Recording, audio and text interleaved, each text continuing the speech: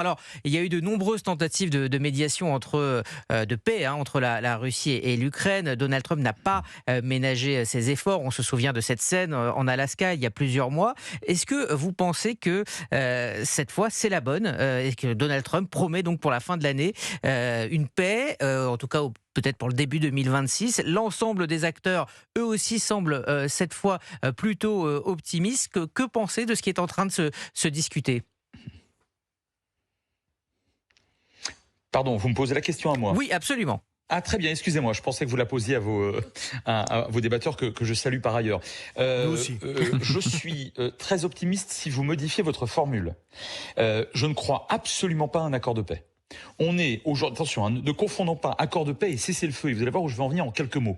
Un accord de paix, d'abord, il engage un État, c'est un acte politique. Un cessez-le-feu n'est qu'un acte finalement militaire, même s'il peut être validé par le régime en place. Donc un accord de paix, c'est beaucoup plus sérieux, pérenne, lourd, et il signifie surtout que chacune des parties reconnaît l'autre, sa légitimité à exister en tant que peuple, en tant que nation, et par conséquent ses droits afférents, et notamment l'État. Aujourd'hui, à la tête du pouvoir russe, on n'en est pas là. Le nationalisme qui prévaut aujourd'hui au Kremlin, que ce soit d'ailleurs M. Poutine ou son entourage, ne reconnaît plus du tout en réalité l'Ukraine et le droit d'une nation ukrainienne à vivre en tant que telle. Ça, c'est le premier point. Deuxième point, ça signifie que le front devient une frontière et qu'on s'engage, là encore de manière pérenne, en principe, je dis bien en principe, définitive, à ne plus utiliser les armes. Et là, on bascule à mon deuxième point. Je suis en revanche optimiste. Si donc, plutôt que de parler d'accord de paix, comme le fait effectivement Trump, mais bon, ça c'est sa vulgate, mais je pense pas qu'il y croit d'ailleurs fondamentalement. Mais si on parle d'un cessez-le-feu, qui peut d'ailleurs être tout à fait durable, il y a des cessez-le-feu qui ont plusieurs décennies, je pense évidemment aux deux Corées, je pense à Chypre, je pense au Golan, etc. Donc si on parle d'un cessez-le-feu, d'une cessation des hostilités, avec des garanties de sécurité, notamment pour l'Ukraine, et la cession, bon an, mal an, mais de toute façon, M. Zelensky n'aura pas le choix, de territoire à l'est du Donbass à la Russie, oui. Là, je suis très optimiste et je pense que la pression américaine est telle, d'une part, les rapports de force sur le terrain sont tellement clairs, d'autre part. Quand je dis tellement clair, ça ne veut pas dire que la Russie finira glorieusement sur le terrain, c'est même le moins qu'on puisse dire. Mais quand même, elle dispose d'environ 20% du territoire ukrainien, et ça c'est un critère objectif sur la longue histoire militaire de l'humanité. C'est même le critère fondamental lorsqu'on arrive à un cessez-le-feu ou un traité de paix. Donc je pense que ces facteurs-là sont en train de se conjuguer depuis déjà plusieurs mois, mais notamment la pression mercantiliste de Trump, pour qu'on arrive, j'insiste, à un véritable cessez-le-feu. Est-ce qu'on peut comprendre aussi le besoin de Volodymyr Zelensky de demander plus que 15 ans de garantie américaine sur la sécurité de l'Ukraine? Est-ce que ces 15 années ne seront-elles pas suffisantes à apaiser les choses et à passer dans une autre séquence diplomatique? Si, c'est possible. Si vous me demandez de faire ce qui est toujours très compliqué pour un géopolitologue, évidemment, lui, l'historien, il sait qui a gagné la bataille. Nous, on est obligé de parler de l'avenir. Mais si vous me demandez si à moyen et long terme, donc au-delà, effectivement, de 10, 15, 20 ans, en l'occurrence, effectivement, Oui, c'est 15 ans, on peut aboutir à autre chose. Si, bien sûr.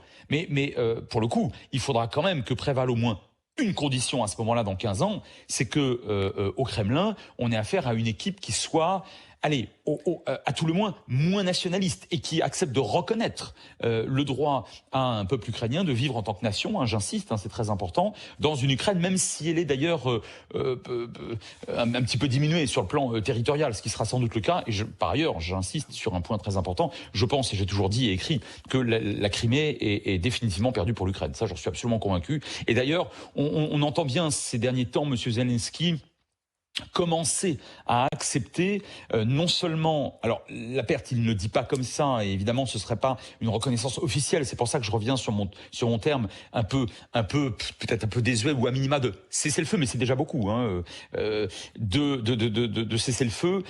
Il parle moins tendanciellement de la Crimée, et il commence à moins exiger le retour aux frontières d'il y a 4 ans, par définition, puisqu'il sait que militairement ce ne sera pas possible. Donc oui, dans 15 ans, pourquoi pas, mais encore une fois, cette condition-là devra prévaloir. Pour l'instant, à Moscou, elle n'existe pas, me semble-t-il. Elliot Maman. Oui, précisément sur ces garanties de sécurité. Donc la Maison-Blanche parlerait de garanties qui pourraient être données pendant 15 ans à l'Ukraine. Volodymyr Zelensky, selon le Wall Street Journal ce matin, souhaiterait plutôt voir cette durée doublée.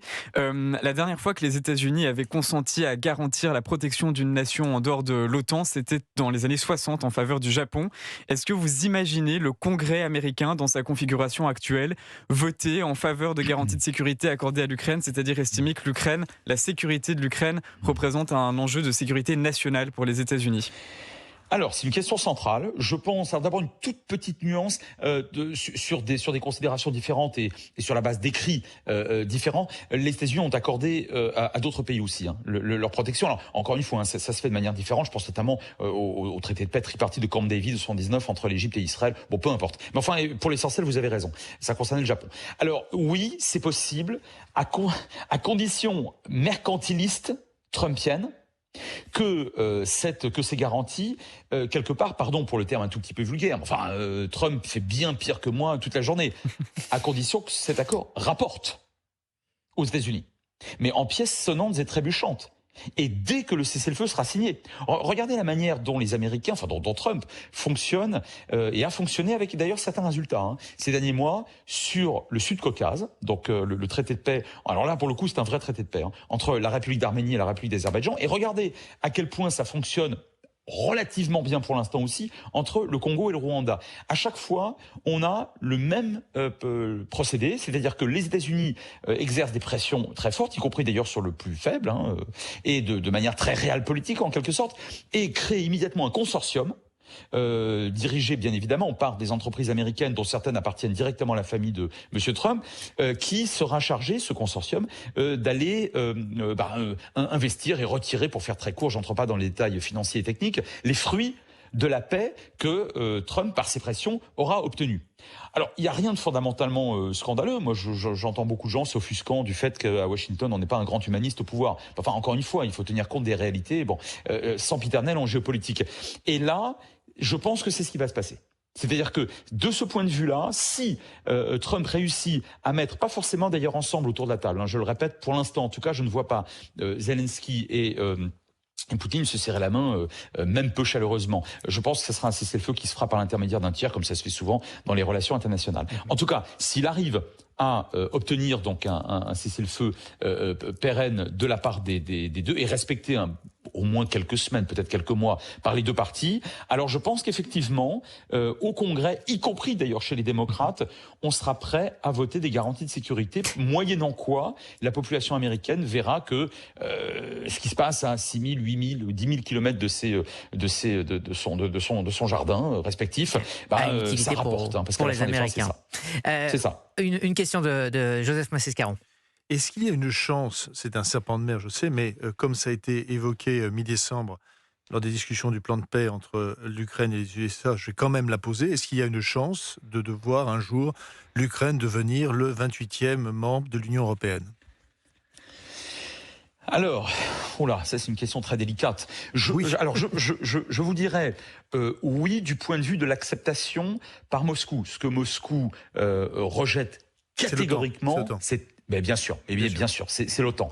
Ce qu'on peut d'ailleurs, je suis pas soupçonnable d'être favorable à M. Poutine, mais enfin, ça se comprend. Enfin, le fait que les Russes ne souhaitent pas voir un jour éventuellement établir une base américaine ou otanienne à 900 km de Moscou, franchement, je trouve pas ça extraordinairement scandaleux. Mais l'Union européenne, au fond, pas quelque chose, je pense pas que ce soit rédhibitoire, je crois pas que ce soit une ligne rouge pour le Kremlin. En revanche, si les Européens ne parvenaient pas à tenir leurs promesses, parce que là, c'est il y a 1 an et 2 mois, si ma mémoire est bonne, oui. L'Union européenne a ouvert officiellement le dossier de candidature. Alors évidemment, ça prend beaucoup de temps et pour l'Ukraine, ça peut prendre 2-3 décennies parce que c'est un très gros morceau. Mais attention, parce que promettre quelque chose et ne pas réussir à le faire en dépit même d'ailleurs d'une certaine indifférence russe, ça voudrait dire que nous sommes définitivement en déclin. Alors justement, il est paradoxal, que Mme von der Leyen a dit tout de suite que c'était absolument impossible, et c'est paradoxal par rapport aux positions pro-ukrainiennes de Mme von der Leyen. Oui, alors est-ce que c'est paradoxal ou est-ce que d'un côté elle tient compte des réalités géopolitiques et de l'autre fait preuve d'une forme de je sais pas de moralisme ou d'orientation politique ou spirituelle, je ne sais pas. Alors on va Il faudrait justement demander. continuer dans un instant d'évoquer justement le rôle des Européens qui étaient là au téléphone lors de cet entretien entre Volodymyr Zelensky et Donald Trump avec vous. Vous restez avec nous dans un instant. Ça sera donc le rappel des titres, le journal permanent et puis on continue d'évoquer ce sujet, ces espoirs de paix en Ukraine. À tout de suite.